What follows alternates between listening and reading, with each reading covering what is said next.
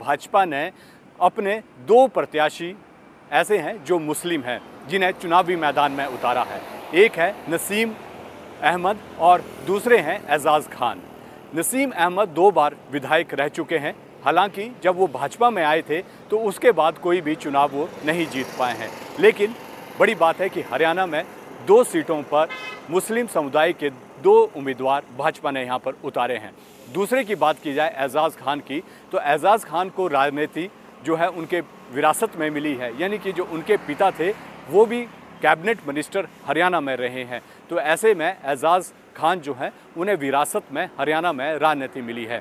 लेकिन जिस तरह से अगर पूरे हरियाणा की बात करें तो हरियाणा में सिर्फ 2 मुस्लिम समुदाय के लोगों को बीजेपी ने यहाँ पर टिकट दिया है। और जिस तरह से अगर हरियाणा की बात करें या फिर भारतीय जनता पार्टी की राजनीति की बात करें तो ऐसे में मुस्लिम समुदाय को जिस तरह से उम्मीदवार बनाया गया है, तो कहीं ना कहीं हरियाणा में जो जाति विशेष है या फिर जाति को आधार बनाकर जो है वो कहीं ना कहीं यहाँ पर वोटों का या फिर यूँ कहें कि टिकटों का बंटवारा किया गया है। ब्राह्मण से लेकर ओबीसी तक हर वर्ग का ध्यान जो है वो भाजपा ने हरियाणा में किया है और उसी के चलते मुस्लिम समुदाय से भी 2 उम्मीदवारों को चुनावी मैदान में उतारा है। अब देखना होगा कि ये दोनों उम्मीदवार जो हैं वो भाजपा के टिकट पर अपनी नैया पार करा पाते हैं या फिर नहीं।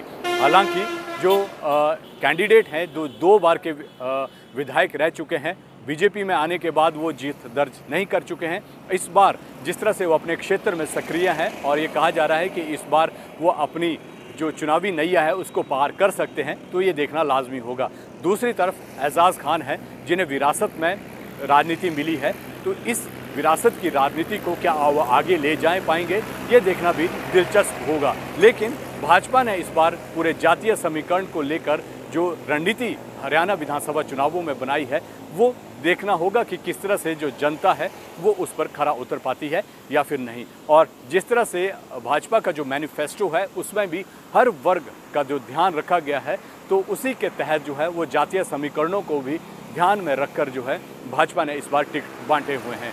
हालांकि एंटी इनकम्बेंसी का खतरा जो है वो भाजपा को है, लेकिन भाजपा के नेता साफ तौर पर कह रहे हैं कि पिछले 10 साल में हरियाणा में विकास हुआ है और उस विकास के बलबूते वो हैट्रिक लगाने जा रहे हैं, यानी कि विधानसभा का तीसरा चुनाव जो है वो लगातार जीतने जा रहे हैं। पर देखना होगा कि जिस तरह से एंटी इनकम्बेंसी और इस बार जिस तरह से जो छोटे दल हैं उन्होंने जो गठबंधन किया है उसका असर कितना हरियाणा में होता है। आम आदमी पार्टी भी पूरी जोर आजमाइश के साथ हरियाणा के चुनावों में उतरी हुई है। दूसरी तरफ बसपा और आईएनएलडी का गठबंधन है, तो वहीं पर जेजेपी और जो चंद्रशेखर आज़ाद की पार्टी है उसका भी गठबंधन है। तो इन सब का असर कितना होता है और भाजपा एंटी इनकम्बेंसी से किस तरह से निकल पाती है, ये देखना दिलचस्प होगा। लेकिन जातीय समीकरणों को साधते हुए हरियाणा में भाजपा ने इस बार जो है वो टिकट आवंटन किया है और इस टिकट आवंटन को देखते हुए अब देखना होगा कि क्या भाजपा हरियाणा में हैट्रिक लगा पाती है या फिर नहीं। आपको हमारी खबरें किस तरह से लगी आप कमेंट बॉक्स पर लिख सकते हैं और आप हमारे चैनल पर लगातार जो है वो जुड़ भी सकते हैं।